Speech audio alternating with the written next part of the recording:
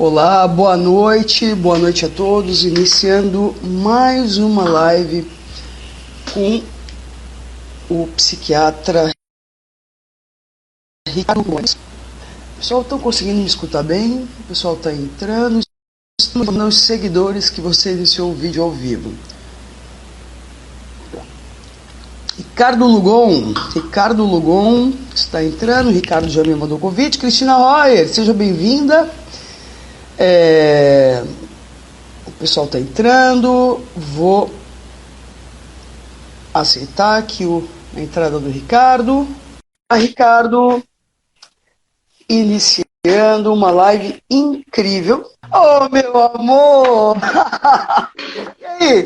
Eu trazi para a gente poder respirar, tomar uma água. O pessoal estava dando aula até agora. Eu estava assistindo uma aula fantástica do PPG da URGS de a afro-americanidade, fantástico, com discussão de Paul Gilroy, com Lélia Gonzalez, lindo.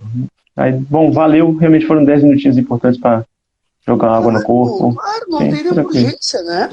Só quero apresentar que você... A gente vai ficando velho, vai ficando sério, né? Ricardo Lugon Arantes, médico psiquiatra da infância e da adolescência, graduado pela Universidade Federal do Espírito Santo, com residência médica no Instituto Municipal Felipe Pinel, no Rio, mestre em educação pela URGS, doutorando em psicologia social institucional pela URGS também, professor na Faculdade de Psicologia do IENH, professor do curso de medicina da Universidade Fevale, professor do curso de medicina, tá cotado, hein, rapaz? De medicina da Unicinos, e era psiquiatra do CAPCIM, Novo Hamburgo, e pesquisador no campo da saúde mental, infanto-juvenil, membro da ABRAÇA, Associação Brasileira da Ação por Direitos de Pessoas com Autismo, e membro da Associação Brasileira de Saúde Mental, ABRASME, certo? Vou ler agora o argumento da live de hoje. Eu acho que o argumento sempre é importante. Por favor.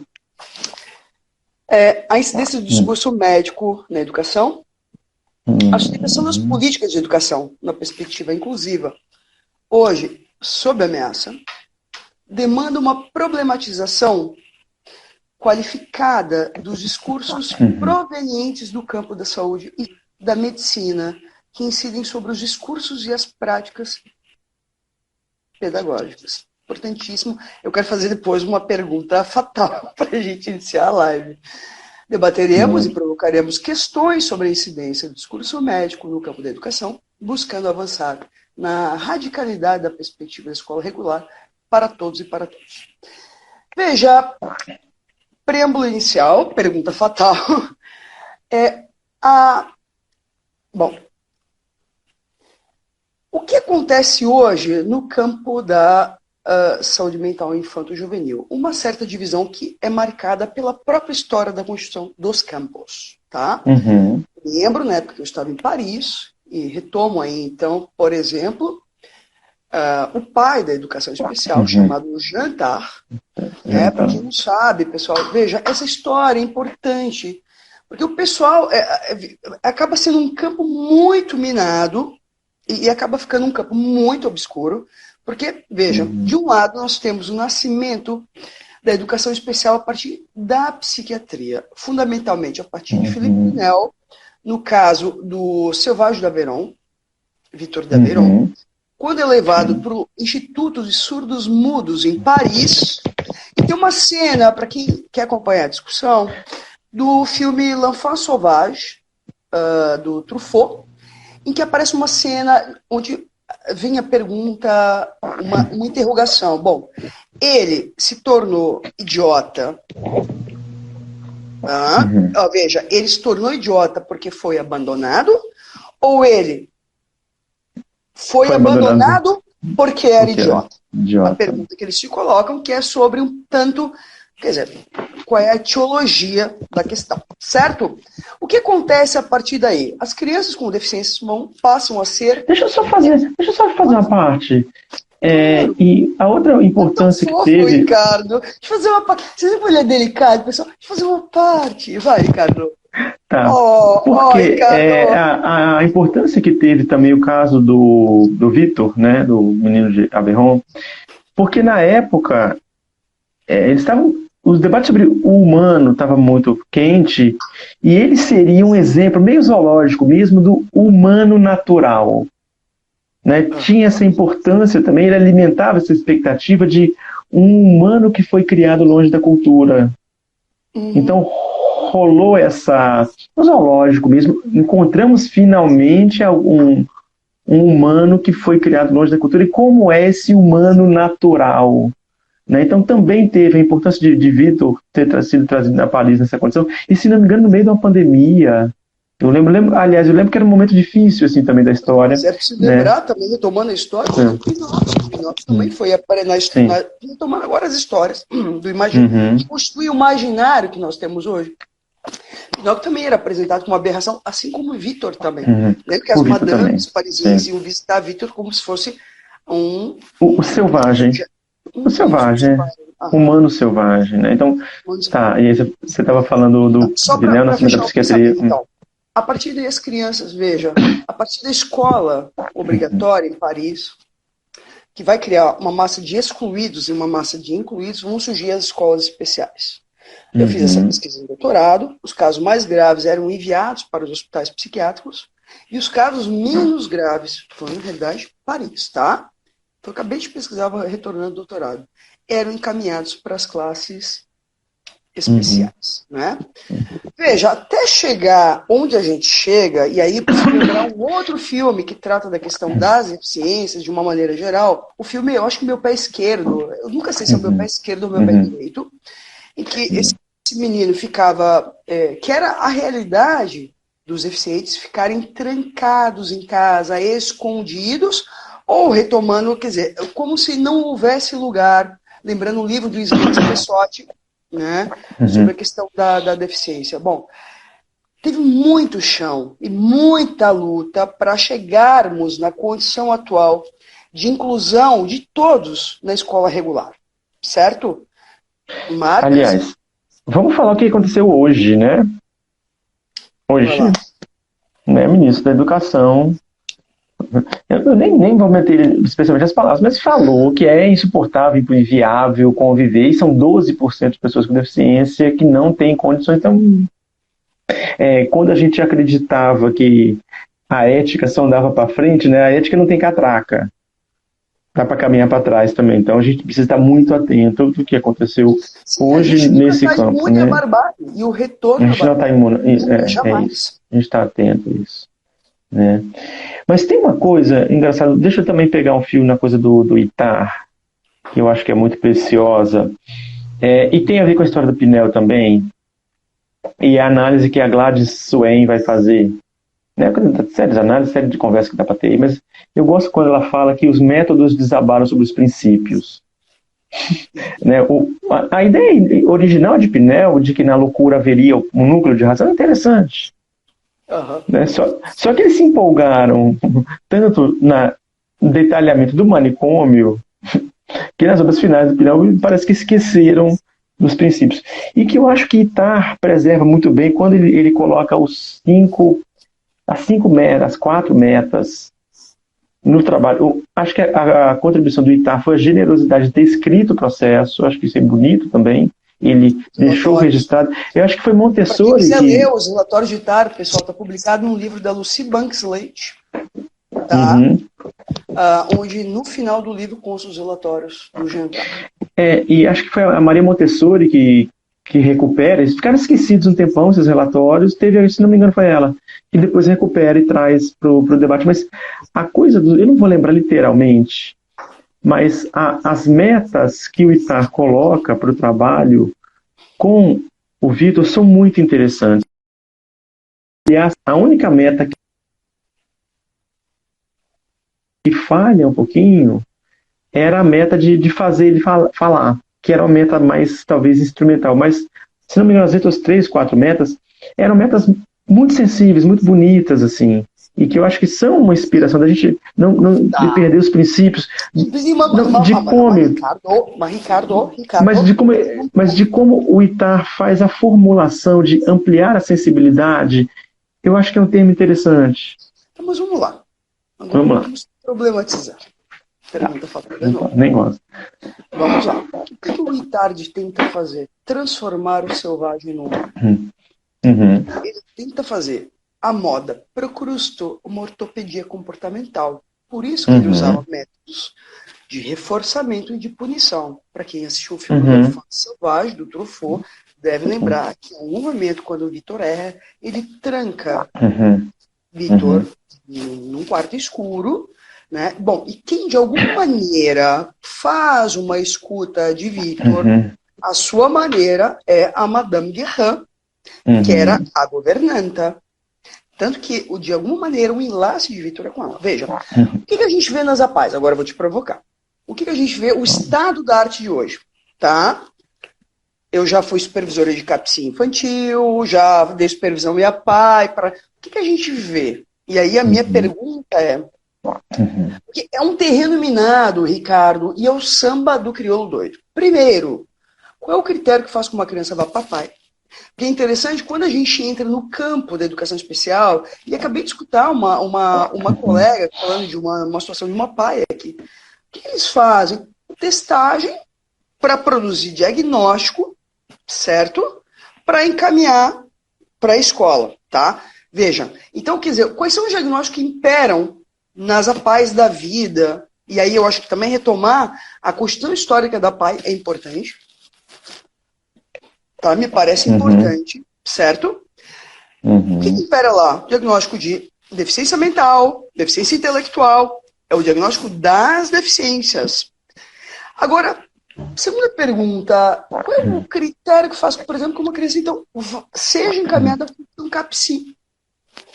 Por exemplo, é obviamente que a lógica do discurso médico e da patologização e da medicalização, e que justifica a medicalização, está colocado nos dois campos. Mas percebe que tem aí uma certa diferença. Um campo vai no braço da educação especial e o outro campo vai no campo da saúde mental infanto-juvenil. Contigo a palavra, Ricardo, por favor. Tem fio pra caramba aí, né? Eu daria pergunta. Não, vamos lá. Eu daria uns passos para trás para seguir o caminho, quer dizer, da construção das políticas, né? Então, as políticas de saúde mental, aliás, as políticas de psiquiatria muito construídas ainda a partir do manicômio, os movimentos a partir dos anos 70, 80 de contestação, reforma sanitária, reforma psiquiátrica. Sabe que, aliás, hoje comecinho da tarde... Deixa eu só fazer um recorte. A que serviço vêm os testes dentro dessa lógica? Eu posso um pouquinho disso. Calma. Pode falar.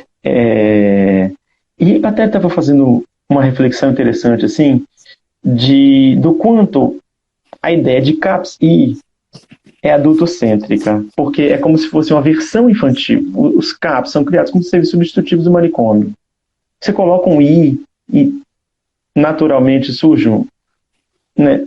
Não, houve assim, inspiração em experiências importantes, Belo Horizonte, Rio de Janeiro, tem uma série de experiências, São Paulo, né? Então, é esse campo que vai chegar nesse tipo de instituição chamada CAPSI, e o campo das políticas ou das instituições voltadas à pessoa com deficiência, curiosamente, tem uma história mais longa, só que essa história mais longa é nas instituições paraestatais.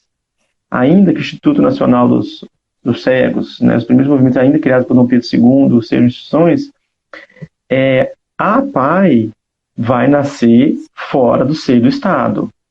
E é interessante, tem uma coisa interessante, me perdoem que se tem alguém do campo, eu posso estar me equivocando na história, mas a APAE, até onde tem o meu registro, nasce de uma resistência ao discurso médico. Porque anos 50, né, anos 50, 60, o discurso era: essa criança que nasceu com síndrome de Down não vai ser nada. Era a profecia do discurso médico. E o movimento dos pais dizem: não acredito nisso, né? Curiosamente, ao longo das décadas, as APAES, ou uma parte delas, eu vou ter um outro cuidado também, Michele, eu não vou tomar as APAES como plano homogêneo. Eu queria ter um pouco desse cuidado. Sempre que alguém vem falar de uma APAE, eu faço algumas perguntas assim, vem cá, essa APAE funciona com quais módulos? Porque geralmente ela funciona com 1 ou 2 módulos, a saber, um módulo ambulatório de saúde e um módulo escola. Nem todas têm os 2 módulos. Né? Conheço uma série de APAES que não tem escola. Né? Então, é sempre a gente ir perguntando também. Essa modalidade, e também dizer porque tem pessoas, já encontrei pessoas bacanérrimas assistindo, pessoas interessantíssimas em APAES. Né? Então, pessoas que já trabalharam comigo, pessoas com quem, né, tenho uma grande relação. Eu vou fazer um destaque para a APAE de Sapiranga, aqui no Rio Grande do Sul, que é uma cidade que tem uma equipe, vários psicanalistas na equipe, então, de poder não tomar como homogêneo as APAES, mas em algumas, talvez em muitas delas, impere o debate diagnóstico. Eu acho que essa pergunta onde você chega, Michele, é muito interessante. A organização da triagem pela classificação diagnóstica. Eu vou nomear desse jeito. Né? Então, existiria uma triagem, caso de CAPS, caso de APAE, dependendo da classificação diagnóstica. Né? Ou dependendo, talvez... Só isso é importante, preste atenção, porque dependendo do diagnóstico, o destino é diferente. Mas assim, talvez há 4, 5 anos atrás isso fosse mais forte, com a gigantesca expansão do tema do autismo, e eu digo isso porque não tem 3 meses que eu fiz uma capacitação para uma APAE de Veranópolis, aqui também no Rio Grande do Sul, no tema do autismo. E deixa eu só concluir. Foi muito interessante porque quem conduziu o processo de formação foram autistas. O pessoal da Abraça, eu tenho grande orgulho, grande orgulho que eu tenho enquanto que eu aprendo na Abraça. Então, pessoas autistas foram os protagonistas. Eu fui quase um convidado, assim. Eles fizeram o meu convite para mim e falei, gente, é o seguinte, vocês querem falar sobre autismo?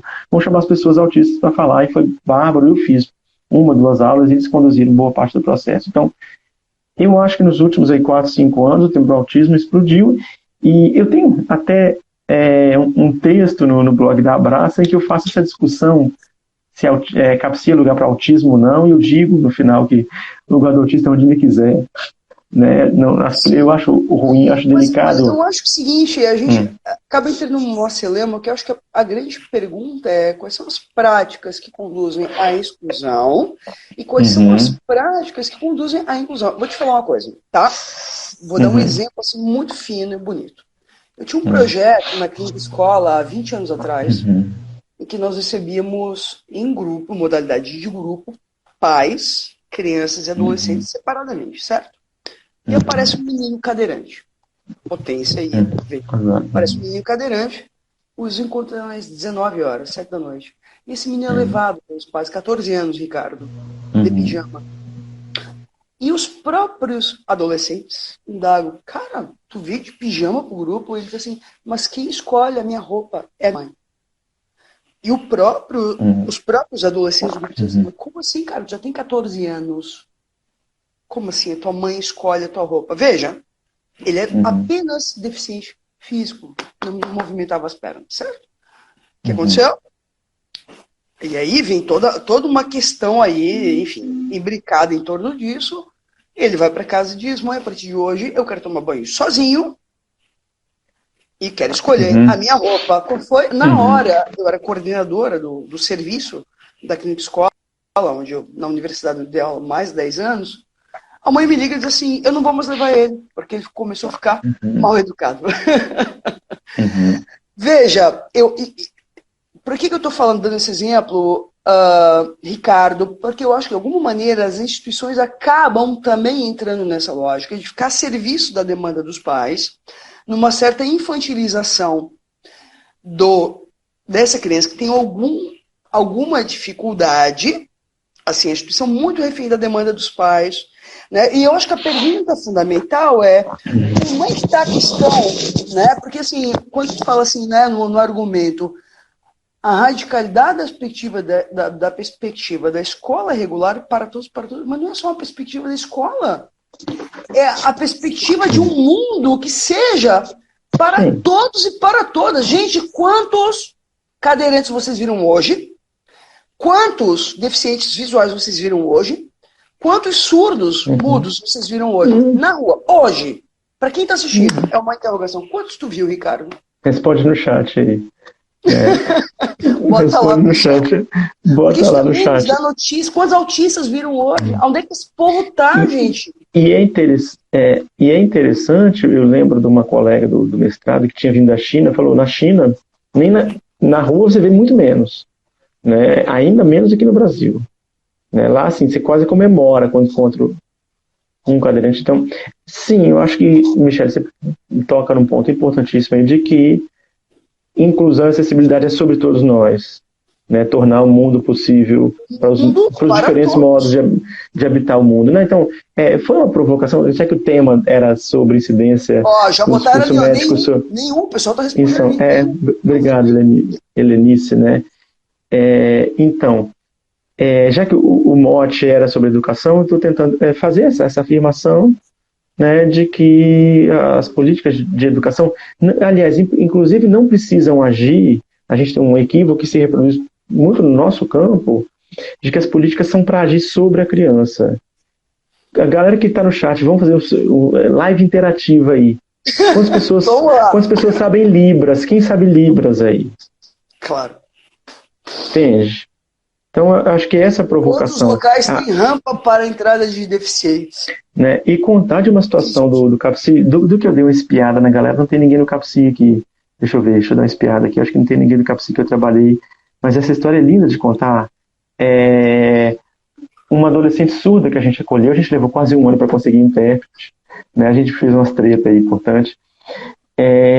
Mas quando eu fui atender ela como intérprete, que coisa linda. Com o impacto, né, de um outro modo de clínica a partir de um intérprete que não era mãe, mas que foi tão interessante, assim, e era uma menina que estava absolutamente capturada no circuito psiquiátrico. Ia para a escola, batia em alguém, ia obrigado, Jay aí, Tavares, né? Então, é raro encontrar, né, as pessoas que têm livros. Então, o recurso de acessibilidade engatou uma clínica possível, porque até então era uma clínica da cuidadora, descrever os sintomas e descrever os impasses dela, né? E a boa parte do projeto terapêutico estava desenhado em torno de ajuste de medicação. E uma menina que ficou no manicômio, inclusive, ficou no Hospital São Pedro aqui ajustar a medicação. De Porto Alegre. Então, acho tem esse grande entende por tratamento, né, medicar. Eu acho, aliás, a gente acabou tomando uma curva aqui que a gente ia falar sobre educação, mas já que eu me empolguei aqui, só para eu concluir esse raciocínio, no campo da saúde mental, a gente ainda debate muito pouco acessibilidade. Esse é um ponto. Muitas vezes se confunde acessibilidade com acesso à saúde coletiva, que não é a mesma coisa. Então, intérprete de Libra, linguagem simples, a gente pratica muito pouco, né? Então, essa provocação.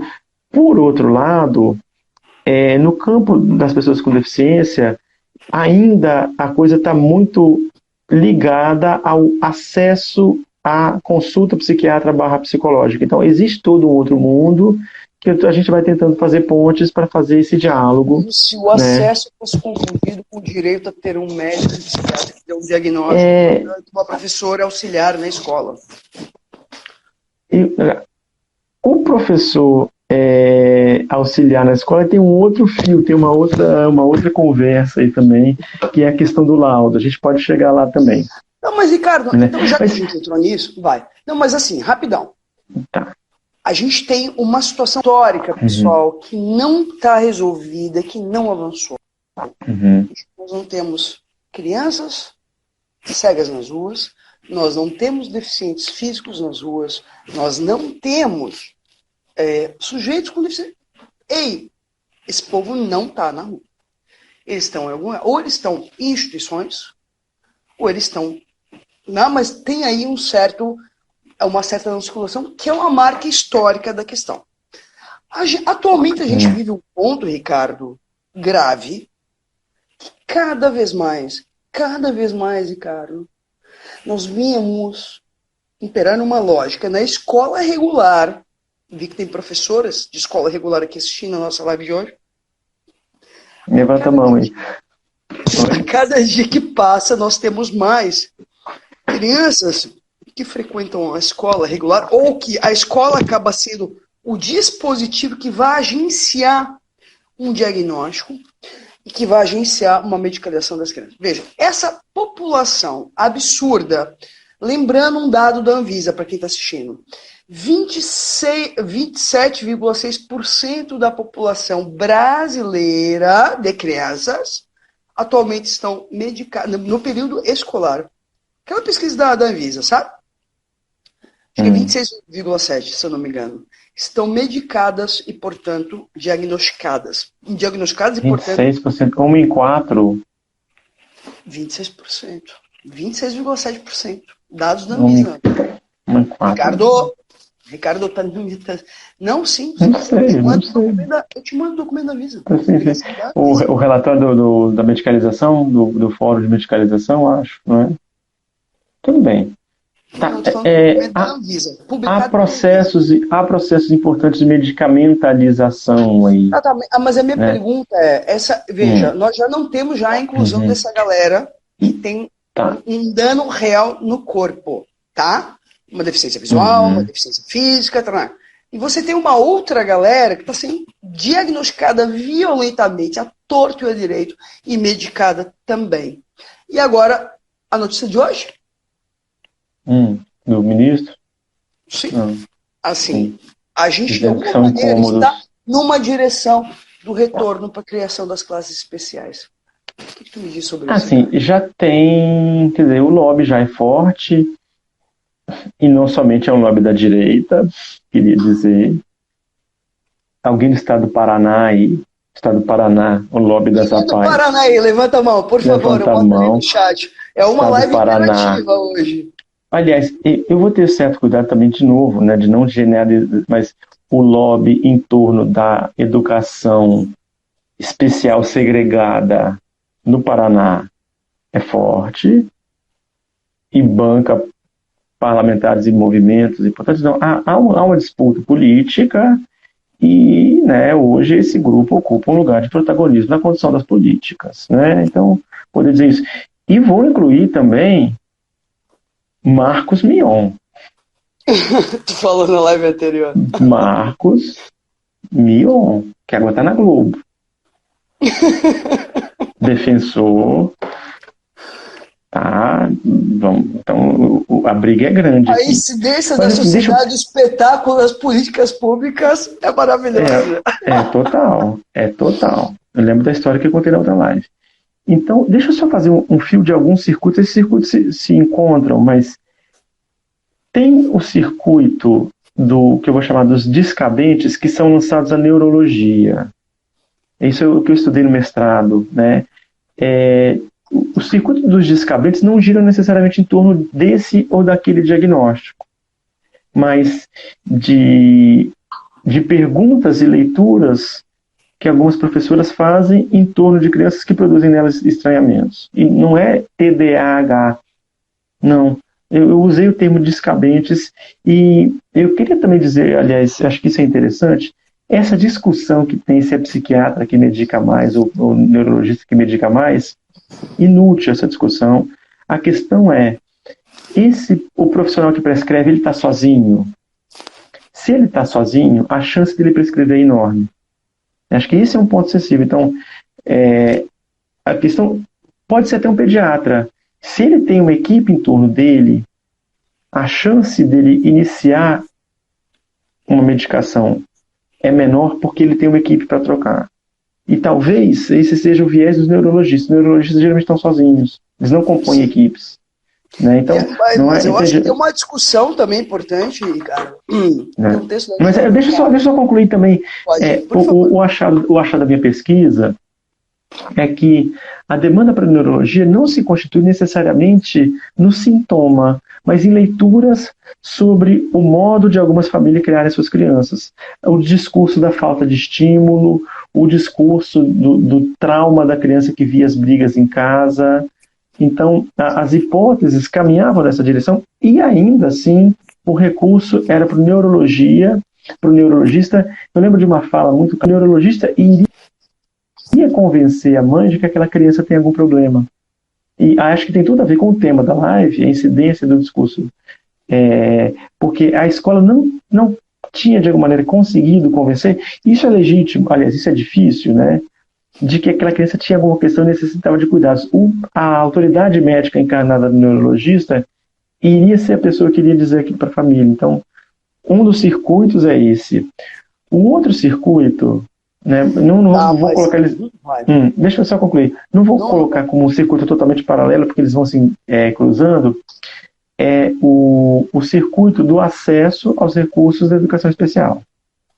Porque eu tinha falado na live anterior também, porque ele demanda que a criança seja lançada num censo e que as gestões municipais colocam pontos que não estão escritos em ponto algum da lei, de que você precisa de um laudo com CID para a criança receber um profissional de apoio. Esse é um equívoco gigantesco. Eu quero que me mostrem em qual ponto da legislação está dizendo que o diagnóstico nosológico, o diagnóstico do nome da doença, é o critério definidor.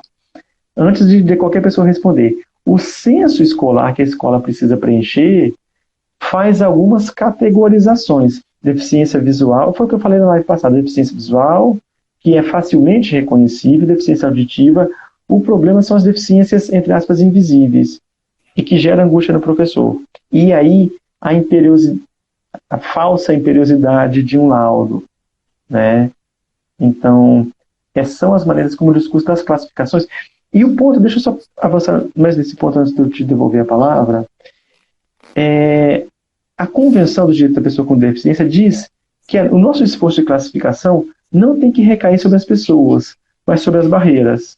Então, a gente não tem que ficar discutindo sexo dos anjos, de deficiência visual, mista, autismo, comorbidade. A nossa preocupação de classificar e dar visibilidade é as barreiras. Quais barreiras essa criança enfrenta para acessar o currículo? Tá, vamos lá. Vamos apimentar a discussão. Juridi Freire Costa, num livro Ordem Médica... Ordem Médica e Norma Familiar. Deve estar em algum lugar. Calma. E o Christopher Lash, num filme ótimo, né? Que pra mim, do filme, eu conto história pra cacete, né, cara? Então, pra mim, eu leio o livro e saio contando muitas histórias, o que é muito bom, porque eu acho que incita as pessoas também a ler o livro. Família, instituição sitiada, o santuário, alguma coisa assim, esqueci o título. Nesses dois livros, tanto o Lash quanto, que é autor do Mínimo Eu, quanto o Juridi Freire Costa, vão trabalhar em que momento... Terceiro livro, Jean-Pierre Lebrun, no livro O Mundo Sem Limites, onde ele vai falar quando é que a medicina é convocada a responder. Agora eu vou fazer uma discussão psicanalítica. Quando é que a medicina é convocada a responder? Quando justamente se produz uma associação entre o médico e a mãe. Isso é o Lash falando nesse livro. Segundo, o Jurandir vai falar, e o Lebrun também, quando começa um processo de limitação da autoridade do pai, a medicina, ou seja, onde a nomeação paterna começa a ser limitada, a medicina é convocada a responder. Quarta referência a ser convocada, um texto da Ângela Borcaro, que está no livro O Livro Negro da Psicopatologia, organizado pelo Alfred Jerusalinski pela Silva Fendrick. Ricardito, diga lá, ao que a medicina vem responder E mais, porque o que a gente vê hoje, e o Jurandir Freire Costa, nesse livro, vai ter uma fala importantíssima, ele vai dizer assim, o que os especialistas da infância se esquecem, ou que os especialistas, que eles fazem, que eles são convocados a resolver algo que eles mesmos produzem. Queria discutir um pouco sobre isso. Como é que os especialistas são convocados a resolver? Não conte que eles fazem, eles são produtores do problema que eles mesmos tentam resolver.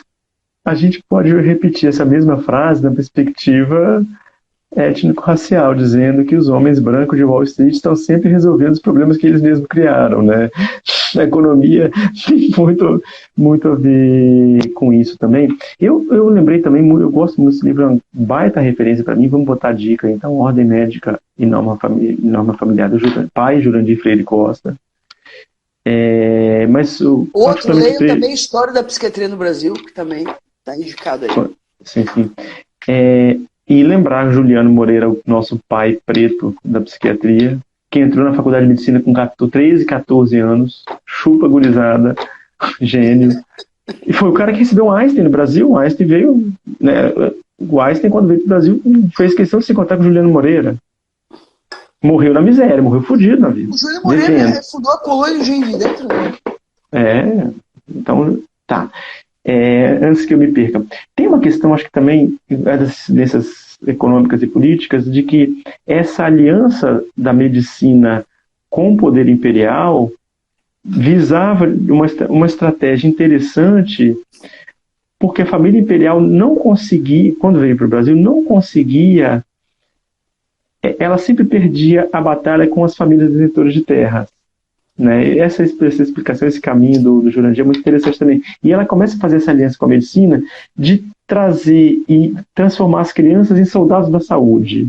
Né? Então, você passa a moldar e construir uma certa infância que, a partir do discurso biomédico, vai minando certas resistências que, pela via bélica, não conseguia ser feita. A família imperial não podia ir para o pau para as famílias detentadoras de terra, ia perder todas. Se fosse... Aliás, Achille Mbembe, deixa eu só terminar. O Achille Mbembe diz que na colônia não existe guerra, né? Estado de sítio, o Mbembe vai dizer na perspectiva da necropolítica. Mas é uma estratégia interessante dessa aliança família imperial com a sociedade de medicina, porque o discurso médico vai moldando e construindo certos discursos de infância que apazigua, que reorganiza. Esquecido de um ponto, Ricardo, a Liga Brasileira de Higiene Mental. A Liga Brasileira de Higiene Mental começa as primeiras teses, doutoramento, qual que era? A influência da masturbação na não sei o quê. Quer dizer, a ideia de tentar prever, primeiro, que tipo de adulto vai se produzir a partir de um tipo de educação e tentar também, tanto que, pessoal, agora vem Ricardo, eu vou dar um salto gigantesco.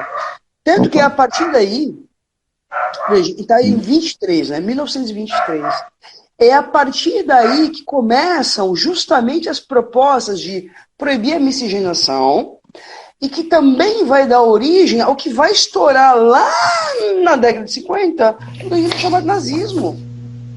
Sim. Percebe? Que é uma tentativa de uma certa...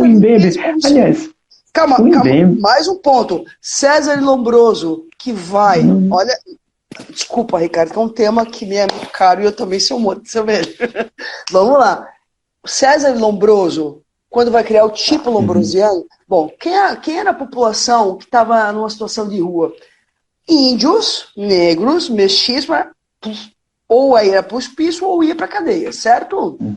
Lombroso começa a estudar esse tipo de... O que ele começa a estudar? Quer dizer, ele pega as características raciais, retomando o que eu já tinha falado antes, e começa a dizer, cara, esse tipo de gente é propenso ao crime e à loucura. Portanto, vamos internar todo mundo. Machado de Assis como administra. Tem que fazer dois temperos aí nessa conversa. Vai lá. É o seguinte, o Mbembe diz que o Holocausto foi uma certa pós-graduação daquilo que vinha sendo feito no Atlântico Negro. né? Então, quer dizer, o grande susto do Holocausto. Não, o laboratório foi a diáspora, né? O laboratório, né? Então, vamos pensar. Aliás, eu estava dando aula segunda-feira sobre isso. A gente usou sangue, a gente queimou, a gente usou sangue negro para fabricar açúcar e café para os europeus. Puta que pariu, né? Sabe? Então, assim, de que a continuidade, né? Ricardo, Então, isso, eu acho que quer dizer, explica para as pessoas que estão escutando. A gente usou sangue negro. Explica. a gente matou Porque, pessoas, assim, é tão escravizou surreal, pessoas trazidas é tão da surreal que África, as pessoas não acreditam.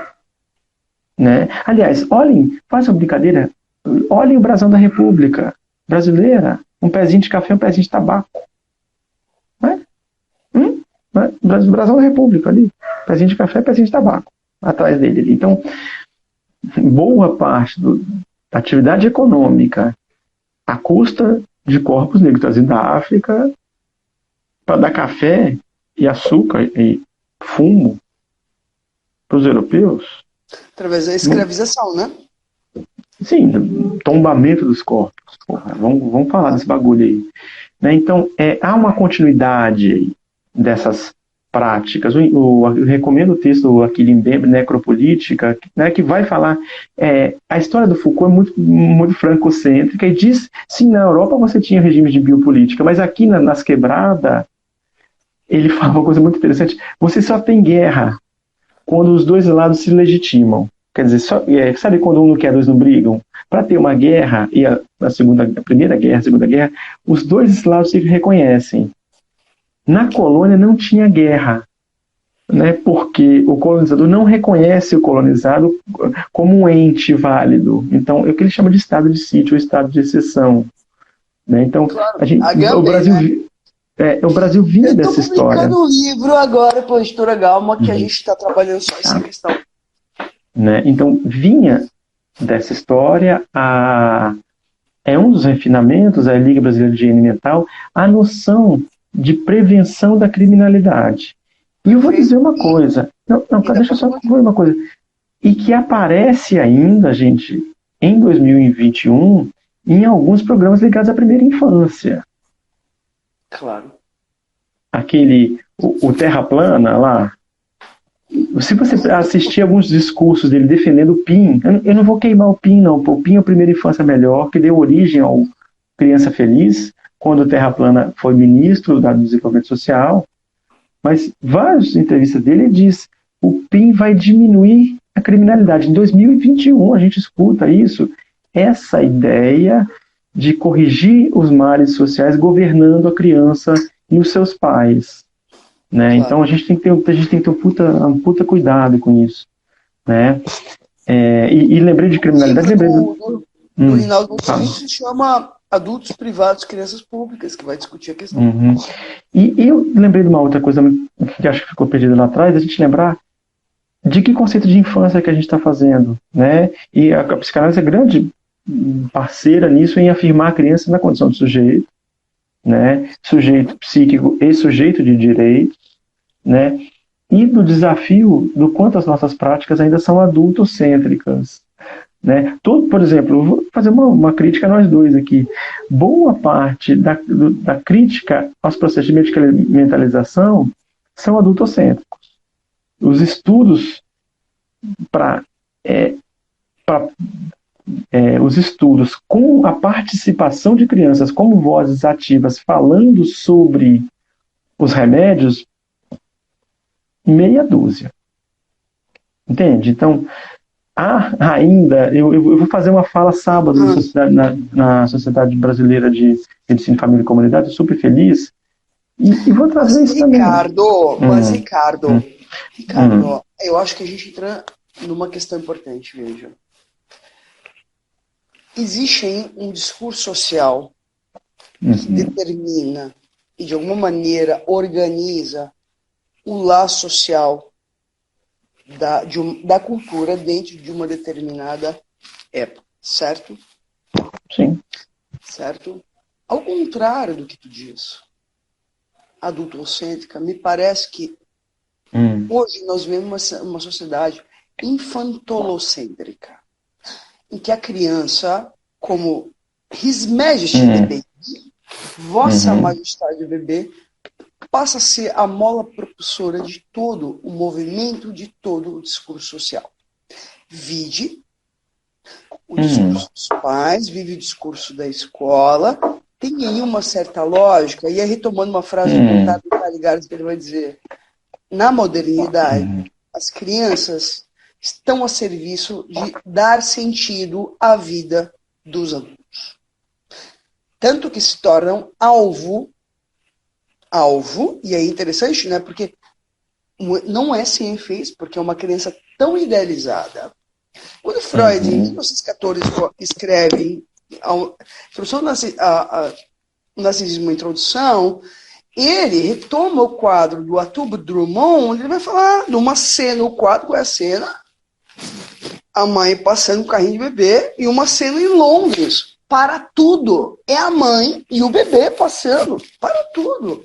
Agora, veja, essa lógica de tentar fazer a lá procrusto, ou transformar a criança, e aqui retomando um livro do Sérgio Leclerc, Mata-se uma Criança, ou o livro do Jonquière, Figuras do Infantil, que vai falar assim, em nome da tentativa de transformar essa criança num adulto ideal, a gente diagnostica e medicaliza, percebe? Que me parece que aí eu acho que fazer essa reflexão também, Ricardo, também, porque me parece que a questão não são as crianças, Ricardo, é muito mais ao que as crianças têm servido na conjuntura do lar social atual. Vamos para a treta. Eu te acompanho. Ô, pessoal, vocês veem que o negócio é feio aqui, né, entre eu e o Ricardo, né? Eu te acompanho, né, dessas interrogações, mas eu vou me apegar um pouco ao princípio da criança como sujeito, entende? E não estou dizendo que ela não seja, mas eu estou dizendo que ela está alienada ao discurso do outro. E qual é o discurso? Então, determina as práticas em relação a ela e o discurso em relação a ela hoje. Mas talvez o caminho que eu estou fazendo é mais próximo, talvez, das antropologias da infância ou da filosofia da infância, em que o nosso próprio modo de pesquisar é adultocêntrico. Isso que eu quero dizer. A própria coisa do consentimento. Mas o nosso modo de pensar ocidental é infantolocêntrico.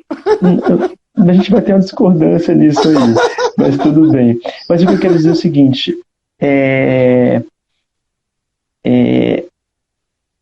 como é que eu vou chegar nisso?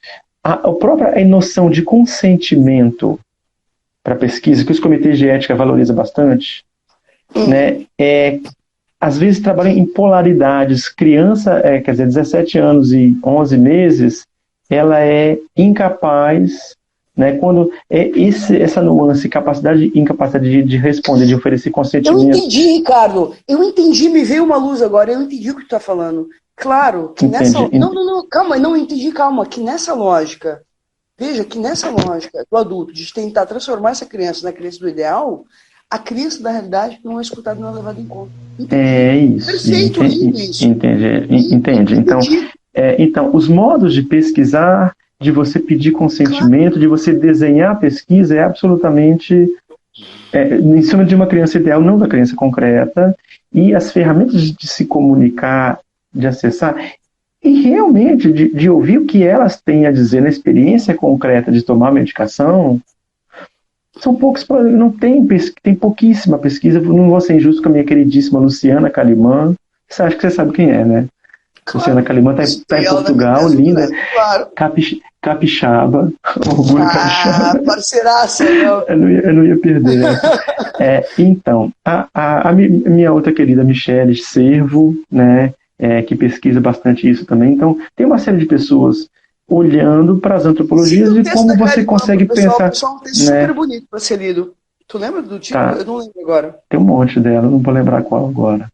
Então, procure lá no Google. Fantástico. O modo de criançar, ou do devir criança, das conversas, de como a gente consegue um ponto para a gente avançar no debate de trazer metodologias que a criança, né, não a criança ideal, mas a criança concreta possa falar. Tem alguém que tem a Ilina Singh que faz isso, mas bom, no contexto britânico, em que ela fala das crianças falando do fenômeno liga-desliga com a Ritalina. O discurso da autenticidade, né? Eu sou um com Ritalina e sou outro sem Ritalina. Claro, né? Mas sabe como é que a Ritalina é conhecida nos Estados Unidos, né? A cocaína dos pobres, né? Então, agora, eu Ricardo, acho que a gente está chegando ao final. Eu queria te fazer uma pergunta. Dada a urgência que essa explosão de diagnósticos de autismo tem produzido. A gente já falou isso da outra vez. Mas acho que vale a pena retomar. Vamos lá, tá? A gente repete. Tem 3 diagnósticos que imperam no campo da infância hoje. Pelo menos a partir da entrada da criança na escola. O diagnóstico do transtorno do espectro autista, TDAH, e o transtorno opositivo. Ricardo, o que tu pensa? Obviamente que a gente não tem bola de cristal, né? Porque assim, o que a escola tem feito hoje? Tem buscado uma explicação médica para uma problemática que é escolar. Certo? A gente tem médico barra psicológico. Sim, perfeito. Mas a minha pergunta é a longo prazo. Agora, uma pergunta para o médico, e eu sei que tu pensa longitudinalmente, por isso tu pesquisa antropologia, estava na saúde pública, é um cara que circula aí, né? A longo prazo, Ricardo, o que tu acha que vai produzir de efeitos nisso? Porque a gente já vive uma explosão, né, de diagnósticos na infância. Que efeitos tu acha que a longo prazo pode vir a produzir? Nas práticas, enfim. Contigo a palavra, por favor. Pois é. Sabe que quando eu te escuto, eu fico pensando nos movimentos de resistência. Eu disse na live passada, e vou dizer também, de uns anos para cá, talvez algumas pessoas do campo estranhem isso, eu passei a problematizar menos os diagnósticos de autismo, pela minha experiência na Abraça, porque eu fui descobrindo com eles, e uma associação que tem a presidência autista, toda a coordenação da Abraça são de autistas, de que você interrogar o diagnóstico para eles é uma violência. E eu acho que isso produziu muito afastamento. Né?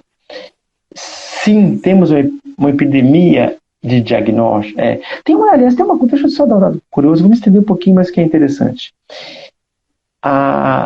Eu esqueci o nome do cara agora, daqui a pouco eu vou lembrar o nome do autor. Você tem essa habilidade fantástica de lembrar o nome dos autores, tem um cara que eu esqueci, daqui a pouco eu lembro. É o seguinte, mas parte da construção da epidemia de diagnóstico de autismo se dá no deslocamento da expertise. Porque no campo da deficiência, a expertise é médica. E ela está centrada no hospital. Certo. No início dos anos 90, com os movimentos de desinstitucionalização, essa expertise se desloca para a comunidade, então as famílias começam a ter esse lugar de expertise, e os profissionais não médicos também.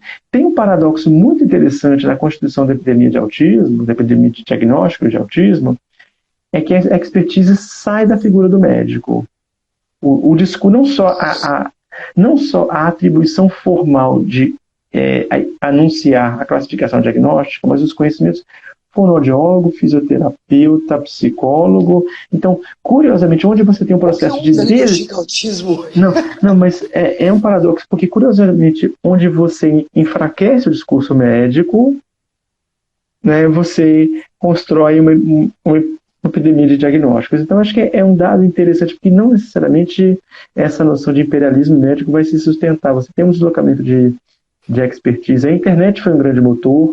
A sensação de pertencimento que se produz nesse grande oceano que hoje é o autismo. Claro, a gente tem, eu falei na semana passada. Também apontar, né, Ricardo, que o diagnóstico ele acaba cumprindo uma função de nomeação do que se passa com a criança a partir da escola, mas também tem uma função de nomeação para a família. Ele não para.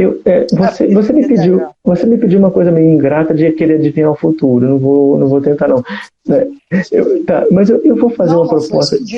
Eu sei, estou brincando contigo. Eu acho que os rumos da história tomar mais depois. Mas eu vou. O que eu acho interessante, e onde é que eu vou minando as minhas existências, eu estou até brincando, tem uma aluna minha assistindo a aula aqui, ele deve estar de saco cheio de ouvir minha voz de novo. O caminho que eu tenho feito, e a aula sobre autismo foi hoje também, o caminho que eu tenho feito é o seguinte... Convida para dar da próxima. Não, foi uma aula que eu gostei muito, não, foi muito, muito corrida a aula.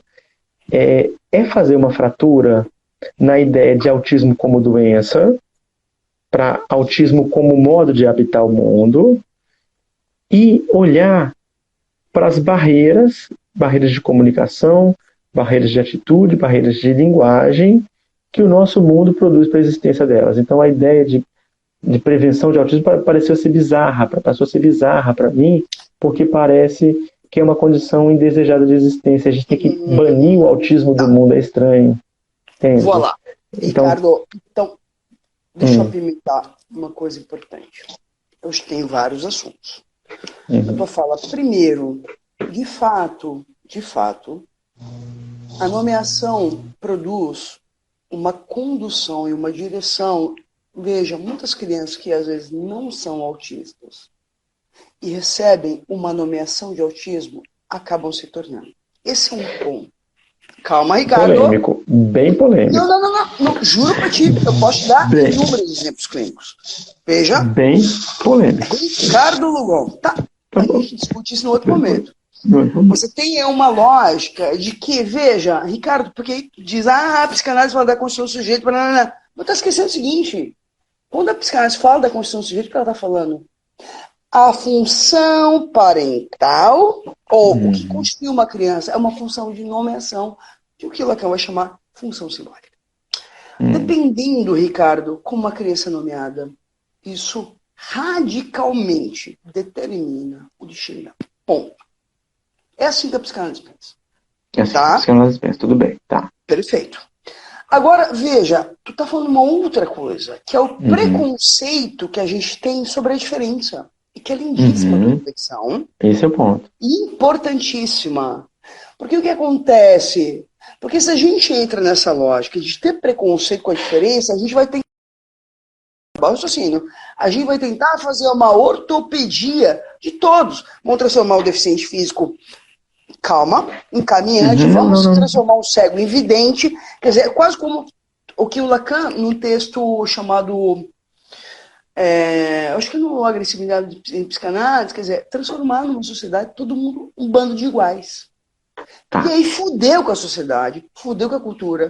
Ou seja, vira tudo uma merda. Porque aí é a massificação que a Hannah Arendt fala no livro Entre o Passado e o Futuro e na condição humana.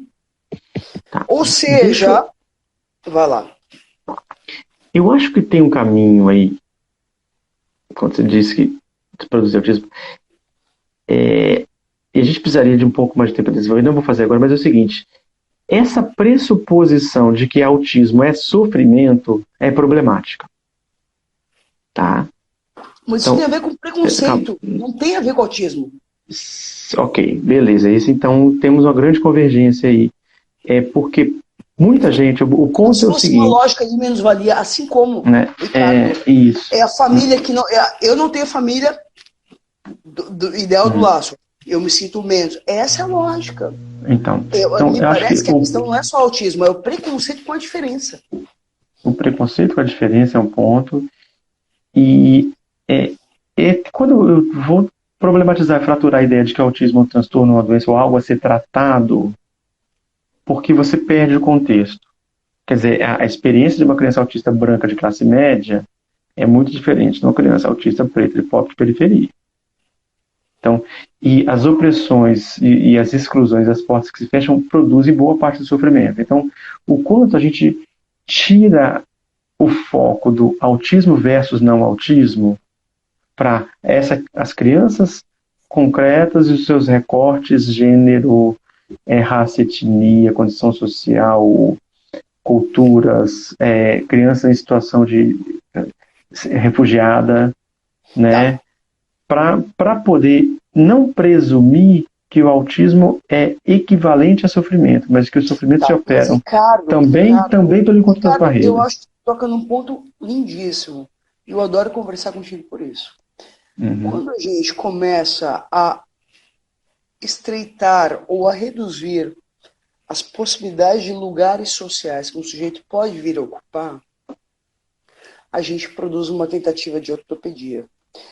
Quando a gente identifica ou toma um autismo como sendo a hora do sofrimento, é porque ele não está à altura desse ideal, desse lugar que está colocado. Eu acho que tem uma lógica ao contrário. Eu acho que tu aponta isso muito bem na live. Eu estou preocupado por causa do horário, 9h20 já. 10h20. 30 pessoas na sala. Temos 32 pessoas. Bom. Tem as pessoas que estão desde o começo aí, meu Deus. Veja, tem um apontamento assim, quanto mais espaços de existência a gente cria, mais lugar para diferença a gente produz. Agora, percebe? Eu acho que é um pouco isso que está falando. Quer dizer, por que o autismo não pode ser uma forma de existência? E mais, por que a psicose não pode ser uma forma de existência? Por que os psicóticos estão lá medicalizados no CAPS, não estão circulando, percebe? Tem algo aí ainda de uma certa, o que o Foucault vai nomear de uma certa exclusão da diferença, né? E uma certa convocação de um mundo de iguais. E, por favor, Ricardo, o mundo de iguais é um mundo muito chato. Porque, de alguma maneira, o que provoca uma interrogação sobre o nosso modo de vida é a diferença. Que seja um autista, que seja um psicótico, que seja um deficiente físico, que seja um deficiente visual. Eu nunca me esqueço de uma cena. Eu tinha uma paciente deficiente visual, Ricardo, que eu fui pegar um ônibus com ela. Cara, quando eu entro com ela num ônibus, ela era menininha, 10 anos. Eu atendi ela dos 6 aos 21. Foi um tratamento longo, assim. Juro, Ricardo, a gente entrou dentro do ônibus, transporte público. O ônibus inteiro levantou para dar lugar para ela. Essa lógica da pena, da comiseração, como se ela fosse uma incapaz. Eu adoro chamar o Teleton. Só esse comentário de um segundinho. Chama o Teleton. Eu preciso falar uma pergunta que vai me escapar. Fala. O que um deficiente visual vê que nós não vemos? Que movimentos... Calma. Ricardo, é uma pergunta poética. O que um deficiente visual vê que nós não vemos? Eu estou invertendo a lógica. O que um deficiente físico, que movimentos que um deficiente físico faz que nós estamos impossibilitados de fazer? Porque eu acho que é a potência da diferença que inaugura, Ricardo, uma outra lógica que reconheça a diferença como algo que tenha valor e não menos-valia. Sim. Não, o que eu ia trazer, muito interessante, muito importante isso, né? Então, como é que a gente... Eu vou para o discurso de capacitismo, passa por aí. As pessoas que organizam a sua experiência no mundo a partir de outras sensibilidades, né? Acho que é muito, muito importante. O que eu ia falar é o Teleton, o pessoal do movimento chama de pornô de inspiração. A gente tem um certo cuidado, inspiration porn, o termo original em inglês, o Teleton, que é igualmente perigoso o discurso da pessoa com deficiência como um fardo, é a outra face da moeda, ele como um herói, como um super não sei o quê. Então, é a outra face muito perigosa. Mas, veja, mas é linda a tua fala, porque, veja, mantém ele no mesmo lugar de exceção. E tem um outro desafio também na coisa do fardo, que é o seguinte, eu acho que é o último comentário para a gente poder encerrar. É um dilema, e um dilema que envolve também o debate de gênero. Por causa do patriarcado, são as mulheres que vão, por causa não, mas no regime do patriarcado, as mulheres vão se cuidar, vão cuidar dos chamados desvalidos, ou dos que necessitam de apoio. Crianças, idosos, pessoas acamadas, pessoas com deficiência. O problema de você colocar a pessoa com deficiência como um fardo é que você coloca toda a voz na pessoa, no cuidador, e silencia a pessoa com deficiência. Então, deixa eu terminar. Deixa eu terminar. Aí coloca um grande dilema, acho que é um dilema ético, clínico, político aí, de você estar atento às duas vozes, tá?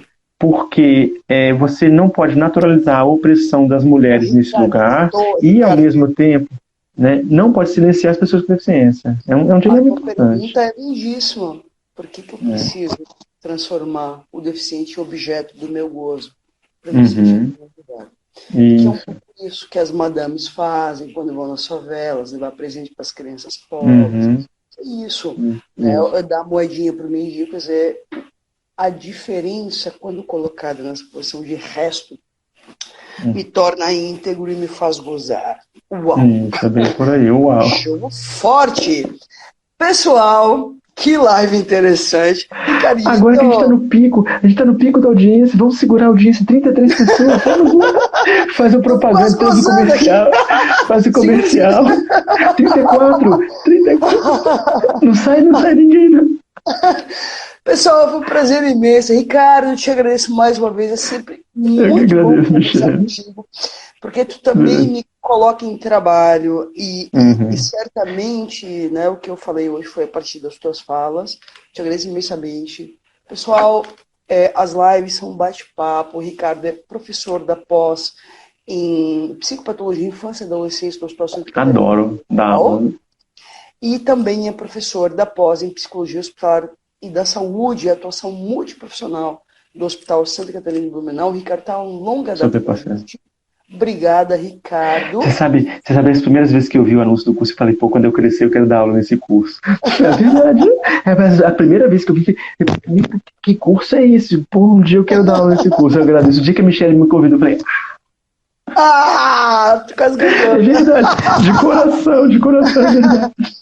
Sim, Ricardo, querido, brigadíssimo. Tá, pessoal, beijo a todos. Valeu. Próxima semana live com Rose Gurski, da Universidade Federal do Rio Grande do Sul. Daqui, sim. O livro Sonhos na Pandemia, live imperdível. Maravilha. Só. Na sequência, teremos a live Chupa Netflix. A erótica Chupa Netflix. Vocês não tem Michelle Campbell na Netflix. A erótica do sono, com o Mário Eduardo Costa Pereira. E na sequência, muitas outras lives interessantíssimas. Valeu, Michelle. Ricardo, eu te amo. Beijo a todos. Galera. Tchau. Valeu, tchau. Boa noite. Boa noite, tchau.